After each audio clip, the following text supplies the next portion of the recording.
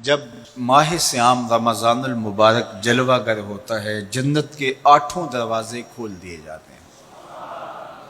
جہنم کے دروازے بند کر دیے جاتے ہیں اور شیاطین جکڑ دیے جاتے ہیں۔ اللہ جل شانہ اس موسم رحمت میں خاص عنایات اپنے بندوں پہ فرماتا ہے۔ ایک نفل ادا کرنے سے فرض ادا کرنے کا ثواب ملتا ہے اور ایک فرض ادا کرنے سے 70 فرائض ادا کرنے کا ثواب ملتا ہے۔ اسی طرح راہ خدا میں 1 روپیہ دو گے تو 70 روپے خرچ کرنے کا ثواب ملے گا۔ اسی طرح باقی نیکیاں بھی جتنی بھی ہم کرتے ہیں، وہ ایک نیکی کریں گے تو 70 گنا اجر ماہ سیام میں ہمیں نصیب ہوتا ہے۔ اس لیے اہل ایمان کا یہ طریقہ ہے کہ وہ اس مہینے میں کثرت کے ساتھ تلاوت کرتے ہیں، کیونکہ ایک مرتبہ اگر قرآن مجید پڑھ لیا تو 70 مرتبہ قرآن مجید پڑھنے کا ثواب نصیب ہوا۔ ماہ سیام میں چونکہ شیطان بندھا ہوا ہوتا ہے، تو ہم اپنے آپ کو نیکی کی طرف اگر لانا چاہیں تو اتنی رکاوٹیں نہیں ہوتی جتنی عام دنوں میں ہوتی ہیں، لیکن اس کے باوجود بہت سارے لوگ ہیں جو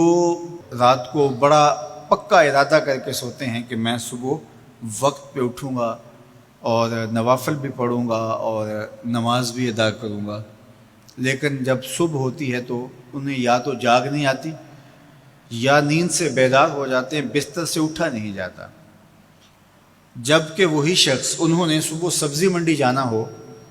تو چھلانگ لگا کے اٹھتے ہیں اور سبزی منڈی پہنچتے بھی ہیں۔ سستی طبیعت کا کسل نہیں ہوتا۔ عمومی طور پہ ہم اپنے آپ کو بیمار تصور کر لیتے ہیں اور سستی اور کسل کا نام دے کر کے، بہانہ دے کر کے ہم کہتے ہیں کہ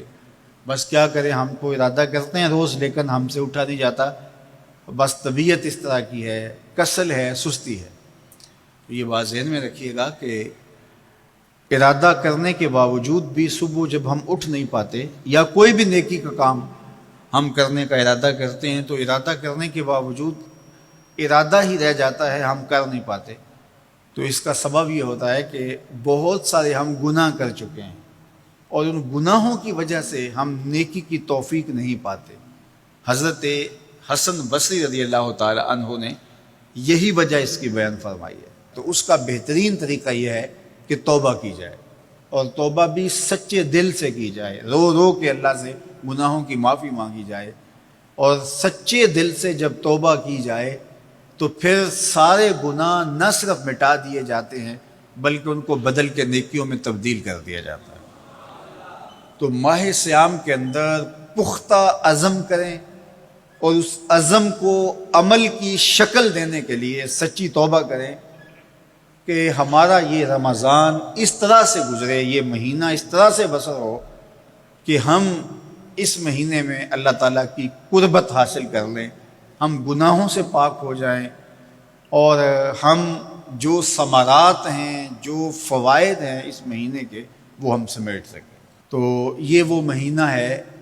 جس کے انتظار میں میرے اور آپ کے آقا و مولا اپنی آنکھیں لگائے ہوتے تھے اور دن گن گن کے وقت گزارتے تھے کہ ماہ سیام آ رہا ہے۔ تو اس مہینے کا عزت کے ساتھ، تکریم کے ساتھ، اعزاز کے ساتھ استقبال کرو اور اس کو پلکوں پہ بٹھاؤ، اس کو دل پہ بٹھاؤ۔ اس مہینے کی تکریم یہ ہے کہ اس میں ہر برا کام چھوڑ دیا جائے۔ اگر کوئی شخص برا کام نہیں چھوڑتا اور روزے رکھتا ہے تو میرے اور آپ کے آقا و مولا کا ایک فرمان سن لیجئے، من لم یدع قول الزور والعمل بہ فلیس للہ حاجۃ فی ان یدع طعامہ و شرابہ۔ فرمایا کہ جو جھوٹ اور برے کام نہیں چھوڑتا، اس کے بھوکا اور پیاسا رہنے کی اللہ کو کوئی ضرورت نہیں ہے۔ تو روزہ خوراک بچاؤ مہم نہیں ہے جو چلائی جاتی ہے، بلکہ یہ تزکیہ نفس کا موسم ہے، باطن کی صفائی کا موسم ہے، اور باطن کی صفائی نہیں ہوتی جب تک ہم کوشش کریں۔ آپ کے بدن پہ بہت ساری میل چڑھی ہوئی ہے اور جمی ہوئی ہے بدن کے ایک ایک عضو پہ میل، تو آپ پانی میں چھلانگ لگا کے باہر بھی آ جاتے ہیں تو میل نہیں اترتی، چلو کچھ نہ کچھ فرق تو ضرور پڑ جاتا ہے، لیکن میل نہیں اترے گی۔ میل کب اترے گی؟ جب آپ اپنے بدن کو مل مل کے اس کے اوپر صابون لگا کر کے اچھی طرح سے اس کو جب اتاریں گے محنت کوشش سے، تو پھر آپ کا بدن مہک جائے گا، ہلکا پھلکا ہو جائے گا، میل اتر جائے گی۔ یہ موسم رحمت ہے، اللہ کی رحمتوں کا می برسے گا، اس سے کچھ نہ کچھ فائدہ تو ہوگا ہی، لیکن حقیقی فائدہ وہی حاصل کرے گا جو اپنے گناہوں کو مل مل کے دھوئے گا اور اپنے آپ کو صاف کرنے کی کوشش کرے گا۔ تو اپنے من کے میل اتارنے ہیں، اپنے باطن کے میل اتارنے ہیں، اپنے اعمال کی درستگی کی کوشش کرنی ہے۔ صلاۃ التراویح مسجد میں نہیں آ سکتے تو گھروں میں پڑھ لیجئے، جس طرح بڑی عمر والے لوگوں کو، بیمار لوگوں کو کہا گیا کہ آپ گھروں میں پڑھ لیں، بچوں کو کہا گیا، لیکن چھوڑیے گا نا، یہ رمضان المبارک کا خاص عمل ہے۔ آج کل دین بیزار طبقہ مختلف جگہوں پہ بیٹھ کے مسجد پر، مدرسے پر، تراویح پر، ان چیزوں پر تبصرہ کر رہا ہے اور اتنا ہلکا ثابت کرنا چاہ رہا ہے ان امور کو، جس طرح یہ چیزیں ہوتی کچھ نہیں ہیں، جبکہ ماہ صیام کے قیام پر میرے اور آپ کے آقا مولا نے بشارت دیتے ہوئے فرمایا، من قام رمضان ایمانا و احتسابا غفر لہ ما تقدم من ذنبہ،